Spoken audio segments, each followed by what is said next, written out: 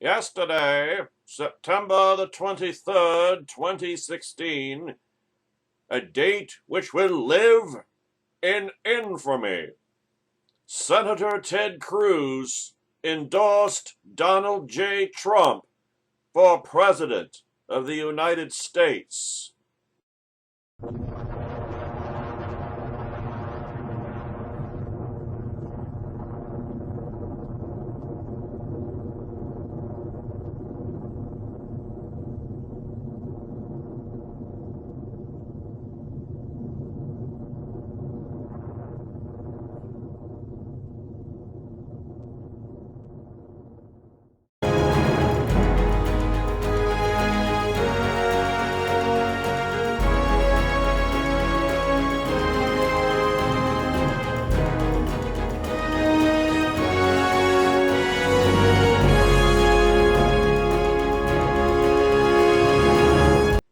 This was a move that was directly contradictory to all his prior statements about Trump's fitness for office. As Caleb Howe writes this morning at redstate.com. Now, he cited the need to stop Hillary Clinton. He asserted that he and his family had forgiven Trump's many transgressions against them. He offered it as a stand for the nation over his own desires and above the need to protect the conservative cause, whatever it may be these days. It's not the end of the world, of course. It isn't ideal, but we're not all going to turn into zombies or zombie food. But still, after the news broke, triumphal chest-thumping predictably ensued among the predictable set. The never Trump folks who have made attacking people who refuse to endorse Donald Trump their only business and special creepy obsession this election. I don't need to name them. We know who they are. They're savvy enough to know who these sad creatures are, and the creatures know it themselves without needing to hear about it here. They will continue to gloat for days about the supposed death of Never Trump, despite the fact that Ted Cruz was not at any point in Never Trump. The fact that Never Trump is not an organization, but just a self-identifier for people who refuse to vote for him. And the really important fact that a sizable portion, if not majority, of those who self-identify as Never Trump were also equally opposed to Cruz in the primary and would probably have welcomed the term Never Cruz all along. But who needs facts? Certainly not Trump voting, sadly obsessive little creatures. Let them fling their poo. This is already more text than they rightly deserve. Now there is still the matter of Ted's endorsement itself, and of Ted himself. I think he's made a huge mistake, and I'll tell you why. But first, we should dispense with some of the reasons fans of this decision have been offering. They, and by they I generally mean Trump voters, say he is choosing the good of the country over the good of the conservative movement. But that's not possible. Conservative values and policy ideas are good for the country. Trump's ideas are bad for the country.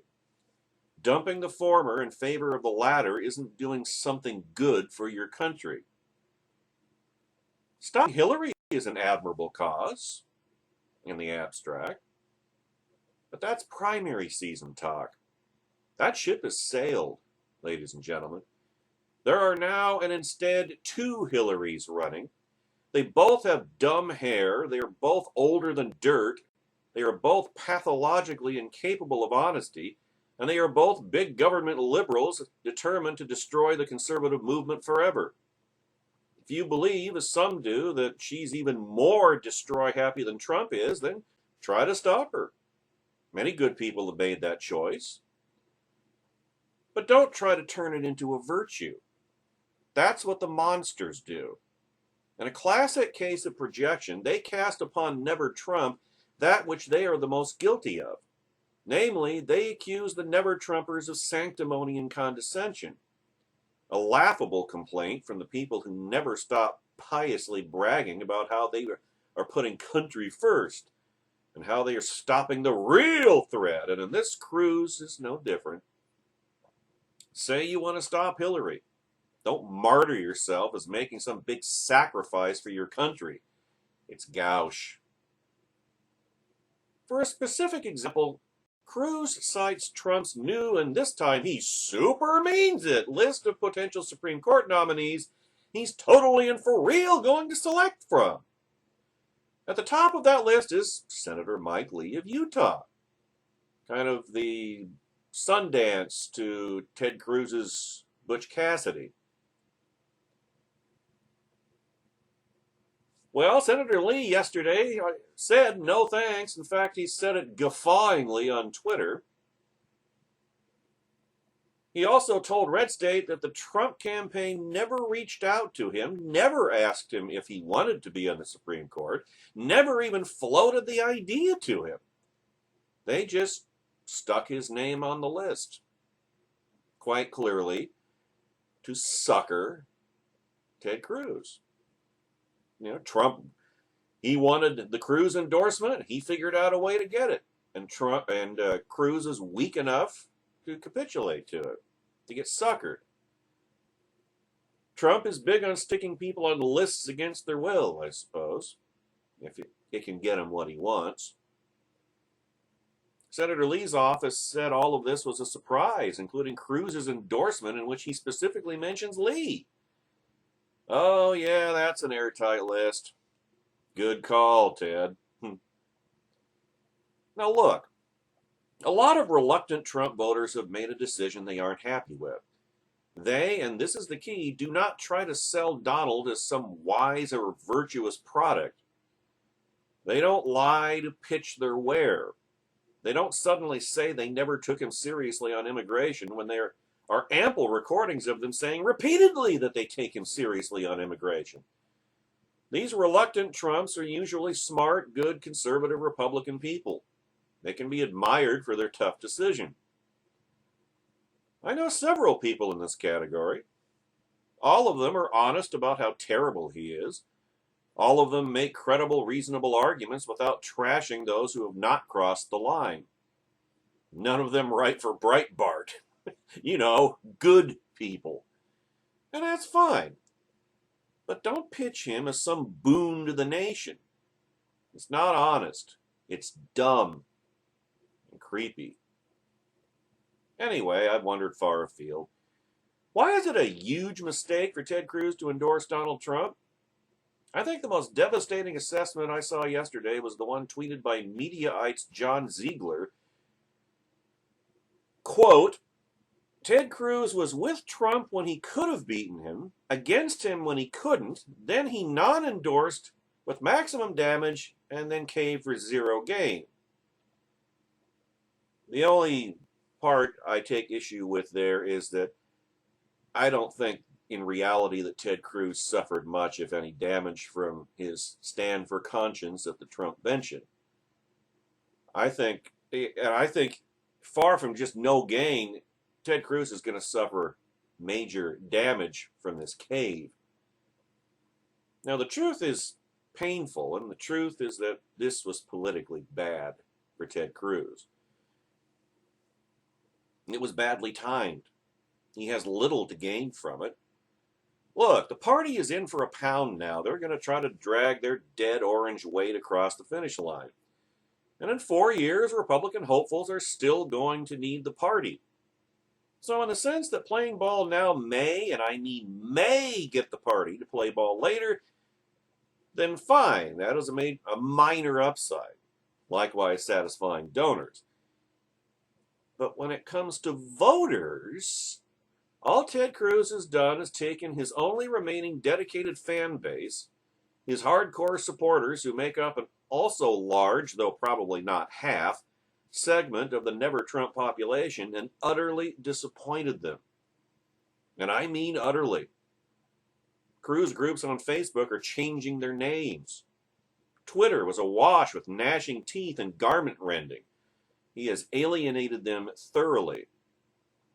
And don't get me wrong, voters have short memories, and a lot of people won't care anymore about it in 4 years, despite the passion now. But a lot of them will. But more than that, in the short term, that hardcore base of popular support that he could wield as a weapon against the establishment, and in his many fights in the Senate, well, that mandate is out the window. Not to mention the enormous hit to his credibility. Both he and Trump said unforgivable, irrevocable things about one another. No takesies, backsies things. I'm telling mom on you things. Putting on this show of bygone letting is not an easy sell, in the same sense that breathing concrete is not easy. We all know what they said. But Hillary just isn't a good enough reason to toss out on Facebook to explain the mother of all about faces. And among a non-trivial group of people that have influence on the waters where Ted swims, he wasn't doing super great on the credibility front already. He isn't terrific, you might say, in their eyes. I repeat, in their eyes. Think pieces today will ask, where does Never Trump go from here? Because it's easier and more salacious and self-serving to ignore the fact that Ted Cruz had nothing to do with Never Trump. But it's a dumb question, so feel free to ignore it. The real question is about where Ted Cruz goes from here. I can only tell you how a voter sees it. I don't swim in that shark-infested D.C. water. And as a voter, I suggest he pipe down. Keep your thoughts to yourself for a while. Shut up. Do what you do in the Senate. Avoid interviews at all costs. After the election, sit down with a group of advisors, do a few primal screams, maybe punch a hippie or two, and reevaluate. Would have been better to do nothing instead of endorse. It would have been better to lend a hand to the party than to endorse. It would have been better and more helpful and still made peace with the establishment to help down-ticket races across the country than it was to endorse. It would have been better to invent a new kind of cheese, quit your job, get a spot on late-night television, and pitch it with the slogan, I would kill every animal in the zodiac to get this cheese, than it was to endorse. But that's all over now. Senator Cruz, you have made your choice. Some will praise it, some will condemn it. Some will thump their sagging old white guy chests about it, and some will pull out their hair and make voodoo dolls of you with it.